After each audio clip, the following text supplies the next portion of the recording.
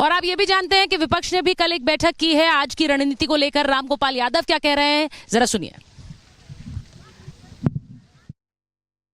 हमारी पार्टी तो बहुत महत्वपूर्ण पार्टी है लोकसभा, इसका विरोध करेगी, शुरू से कर रही है, क्योंकि जो संशोधन किए गए हैं वो बिल्कुल डिक्टेटोरियल हैं, संपत्ति को हड़पने के लिए हैं और संविधान के खिलाफ है। मौलिक अधिकारों में ये आर्टिकल 26 में है कि माइनॉरिटीज को अपने रिलीजियस मैटर्स को खुद मैनेज करने का अधिकार होगा, उसमें कोई हस्तक्षेप नहीं कर दे।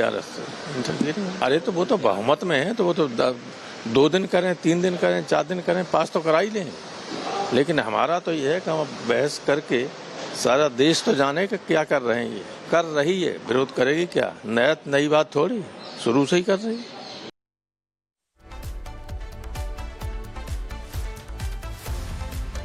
साथ फिरोज बख्त अहमद साहब भी स्टूडियो से जुड़े हुए हैं, चंद्र प्रकाश जी जुड़े हुए हैं, प्रीति जी यहाँ स्टूडियो में मेरे साथ हैं, मुमताज जी हैं। थोड़ी देर बाद संसद में ये चर्चा शुरू होगी, लेकिन उससे पहले बार बार ये कहा जा रहा है कि सरकार इस बिल को पहले भी पास करा सकती थी। मैं एक बार जरा चंद्र प्रकाश जी और फिरोज साहब के पास जाऊंगी। इस बिल को लेकर पहले भी चर्चा होने के बाद सरकार पास करा सकती थी, लेकिन जेपीसी को भेजा गया चंद्र प्रकाश जी। उसके बाद आपने देखा है बैठकों में क्या कुछ हुआ है। अब आज ये कहना कि 8 घंटे के बाद 12 घंटे इस चर्चा को कर दिए जाए, इतने महीने चर्चा के लिए ही दिए गए थे, इस पर डिस्कशन के लिए ही दिए गए थे।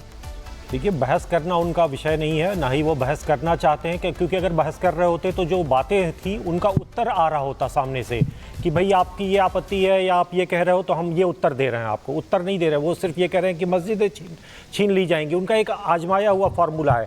और आज भी देखिए, जो जेपीसी में हमने देखा था कि गिलास तोड़ रहे थे कल्याण बनर्जी, आज भी ये वही करने वाले हैं। गिलास तोड़ेंगे, फांसी लगाएंगे, कागज फाड़ेंगे, जो करना होगा सारा नाटक आज आप देश देखेगा। और देश ये भी देखेगा कि जिस संविधान की दुहाई दे देकर इतने दिन तक लोगों को भरमाया गया, उस संविधान की कितना के प्रति क्या सम्मान है।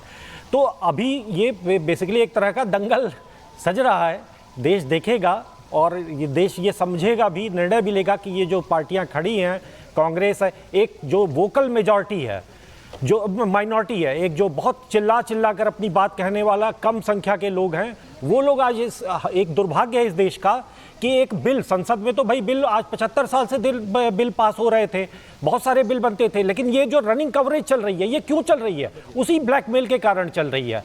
भाई इसी देश में कितने सारे दहेज कानून बना, फिर अभी कुछ दिन पहले कितने सारे कानून बने इस देश में जिनका अलग अलग तरीके से समाजों पर प्रभाव पड़ा। लेकिन आज ये स्थिति हो रही है क्योंकि वो एक ब्लैकमेल की जो राजनीति है कि आप इस समाज को, एक पूरे देश को आप बंधक बना लोगे, आप इस देश को अगर होगा तो आप सड़कों पर उतर जाओगे, आप दंगा करोगे, फसाद करोगे। ये जो शैली हो गई ये लोकतंत्र में, ये स्वीकार नहीं होनी चाहिए। देश को आज उत्तर देना पड़ेगा इन्हें कि ये तरीका, ये राजनीति का जो तरीका, तमाशा जो हमने किसान बिल में देखा, जो हमने तमाशा सीएए में देखा और अब हम देख रहे हैं, ये बार बार नहीं होना चाहिए। देश को, इसको संसद को पे जो जिस तरीके की गतिविधियां होंगी, इसको देश को देखना होगा और सोचना होगा। जी, दोनों ही सदनों की कार्यवाही शुरू हो गई है चंद्र प्रकाश जी। लोकसभा और राज्यसभा की कार्यवाही शुरू हुई है। हम अपने दर्शकों को बताएं कि 12 बजे ये संसद में पेश होगा चर्चा के लिए। चर्चा वक्फ संशोधन बिल पर, इसके कई ऐसे प्रावधान हैं जिन्हें लेकर विपक्ष हंगामा कर रहा है। उसमें कई अफवाहें भी हैं, उनकी सच्चाई क्या है ये भी रिपब्लिक भारत ने आपको बताया है। सबसे पहले जो सबसे बड़ी अफवाह ये फैलाई जा रही है कि इससे मजार और मस्जिद छिन जाएंगे। इसे लेकर न सिर्फ सरकार के नुमाइंदे, मंत्रियों ने, बल्कि आज संसद में मुझे लगता है सांसद भी अपनी बात रखेंगे कि कैसे इससे मुसलमानों के धार्मिक स्थल नहीं छिनने वाले हैं। मैं एक चीज बड़ा क्लियरली बोलना चाह रही हूं फिरोज साहब, मस्जिद छिन जाएंगे, मजार छिन जाएंगे, ये वाला नैरेटिव देकर बार बार मुसलमानों से कहा जा रहा है कि वक्फ संशोधन बिल के खिलाफ सड़कों पर उतरना है। आप मुझे बताइए, क्योंकि बतौर एक मुसलमान इस वक्फ को लेकर जो इतना ये पूरा घमासान मचा हुआ है, ये संसद में तो आ जाएगा, लेकिन मुसलमानों के बीच भी ये घमासान है या फिर ये कुछ सियासतदान दिखा रहे हैं? हाँ सुचरिता जी, मुझे थोड़ा सा क्वालिटी टाइम दीजिए। देखिए ऐसा है कि ये लोग खाली गुमराह जी। कर रहे हैं। अगर वाकई में इनको चाहिए था कि पॉजिटिवली थोड़ा सा एक कंस्ट्रक्टिव तरीके से सरकार को ये कहते हैं अगर आप जीत जाते हैं तो आप ये काम करिए, एक विडो कमेटी बनाइए, एजुकेशन कमेटी बनाइए और उसमें सीनियर सिटीज़न कमेटी बनाइए, नौजवानों को किस तरह से रोज़गार, इस तरह की कमेटीज़, ये तो इन्होंने किया नहीं। सिवाय गुमराह करने के, सिवाय धमकियां देने के, हम ये कर देंगे, सड़क पे आ जाएंगे, ये कुछ नहीं कर रहा है। इन्हें पता है ये इनको हारना है। और दूसरी बात ये जितना भी वक्फ का मैनेजमेंट हो रहा है, ये अमीर जो मुसलमान है, मोटे मोटे मुसलमान है, बड़े बड़े नाम जो मैं पहले भी ले चुका हूँ, चाहे वो ओवैसी बिरादरान हो, चाहे वो के रहमान खान हो, चाहे वो डम्पी हो, अकबर अहमद, इन सब लोगों ने वक्फ की ज़मीन दबा रखी है, यही सबसे ज़्यादा बोल रहे हैं। और आखिर में मैं इतना कहना चाहूँगा, जैसे CAA से पहले, जैसे 370 से पहले, ट्रिपल तलाक से पहले मुसलमानों को लटकाया, झटकाया, भड़काया और बहलाया फुसलाया गया था, उसी तरह से ये भी कोशिश कर रहे हैं कि वक्फ बिल आने से पहले मुसलमानों को गुमराह करो और उनको मतलब ऐसे इस तरीके से उनको गुमराह करो, रोड पे आ जाएं। इनका कुछ बिगड़ने वाला नहीं है। खुदा न खास्ता कोई ऊंच नीच हो जाती है, कोई अगर जैसे वहाँ हुआ, क्या नाम, 5 लोग मारे गए वहाँ पे संभल में, ऐसा कुछ नहीं। मगर अल्टीमेटली ये बात को मैं पूरा करूँगा, मुसलमान परिपक्व हो गया है, वो इनके चुंगल में नहीं फंसेगा, चाहे वो कोई भी ओवैसी साहब हो, खान साहब हो, तौकीर साहब हो, चाहे मदनी साहब हो। मुसलमान समझता है ये गरीब मुस्लिम के फेवर में हो रहा है। और जो मस्जिदें कह रहे हैं मस्जिदें जाएंगी, कब्रिस्तान, खानकाहें जाएंगी, ऐसा कुछ नहीं होने वाला। 1 इंच ज़मीन नहीं जाएगी, ये आएंगी वापस और किराया वापस आएगा। जो बेवाएँ हैं उनको 50 रुपये महीना दिया जाता था। मैं AR अंतुले साहब से मिला था, अल्लाह उनकी बख्शिश करे। उनसे मैंने कहा था, आप मुझे बताइए किस मुसलमान का आपने बतौर माइनॉरिटी मिनिस्टर 10 रुपये का, 50 रुपये का फ़ायदा किया था? उनके पास कोई वखान नहीं था, कोई रजिस्टर, कोई रिकॉर्ड नहीं था।